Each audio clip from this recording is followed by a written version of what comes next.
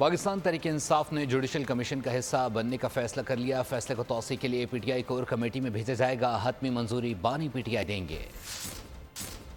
مختلف عدالتوں میں ججز کی تعیناتیاں، پی ٹی آئی نے ہاں کر دی۔ باضابطہ طور پر جوڈیشل کمیشن کا حصہ بننے کا اعلان، سیاسی کمیٹی نے اعلامیہ جاری کر دیا۔ جوڈیشل کمیشن کے لیے پارلیمان کے دونوں ایوانوں سے اراکین نامزد کیے جائیں گے۔ فیصلے کی توثیق کے لیے کور کمیٹی میں بھیجا جائے گا۔ حتمی منظوری بانی پی ٹی آئی دیں گے۔ Judicial commission supreme court, high courts اور فیڈرل شریعت کورٹ میں ججز کی تقرریاں کرے گا، جبکہ ججز کی کارکردگی پر نگاہ رکھنے اور سالانہ رپورٹ بھی مرتب کرے گا۔ ججز کے لیے موضوع ناموں کی تجاویز بھی پیش کرنے کا مجاز ہوگا۔ طویل مدت کمیشن کے اراکین کی 1/3 تعداد کمیشن کا اجلاس طلب کر سکے گی۔ 13 رکنی کمیشن کے فیصلے اراکین کی سادہ اکثریت سے ہوں گے۔